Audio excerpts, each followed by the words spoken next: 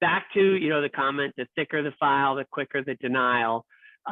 When should you include extra information, knowing that, right? That sometimes it's like you're overcompensating. If you put in too much stuff, they may think there's a weakness somewhere.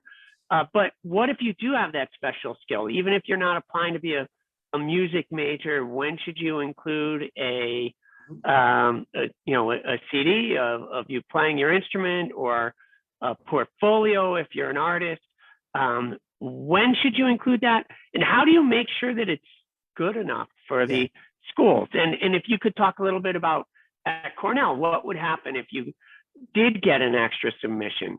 Because not all admissions officers are experts in music or art. So I'm assuming you may have to send that off to evaluate how talented the student actually is. Yeah, it's a great question, because, the Common Application is a really effective platform, to kind of, I'm not going to say it streamlines this whole admissions process, but it doesn't cover everything that every student is capable of presenting.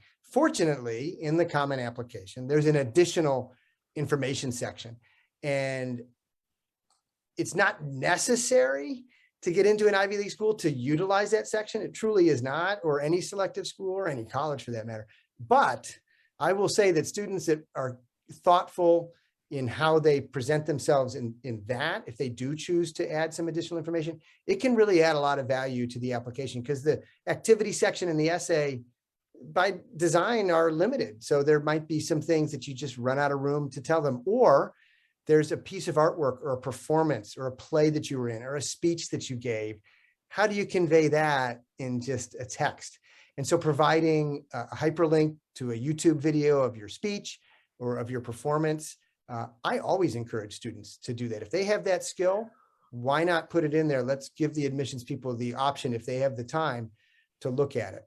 Now, at most schools, if something like music or art is something that you want to study, that's going to be a big part of your undergraduate experience. You want to be a music major. You're applying to the art program.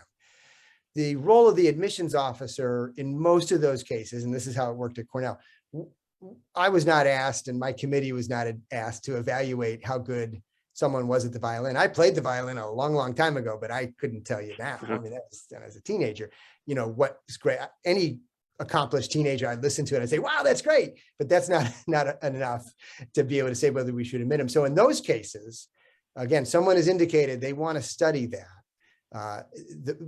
Those clips, those audio clips, those videos, those art portfolios would get sent to faculty for review, and those faculty evaluations would make a difference. But I want to be clear, if a faculty member didn't think that the music performance was at a level where they were going to significantly contribute to the music department or the music culture on campus, that wasn't viewed as a negative. It's like, okay, well, the student tried, they have this interest, they care about it. So it's not going to be this huge positive, but we would never hold it against a student that they're not going to be the next, world famous artist.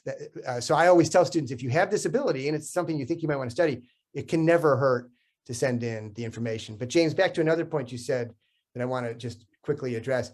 You want to be careful that additional information section doesn't turn into a 3-page, single-spaced kind of litany of all these other things. It's important to summarize and be cogent in what you're saying, and pick the highlights. They're not interested in seeing your whole story. They want to see the highlights. And so you always come back and ask yourself, what's my main narrative here? How can I connect the dots between my excellence in the classroom, what I want to study in college? And then have we shown all of that? And then are there a few other additional things I really want them to know, but we don't need to tell them every accomplishment you've had since age 5. So you've got to find that balance there. And, if the additional information section is turning into like a 2 or 3 page resume, it's got to get cut back.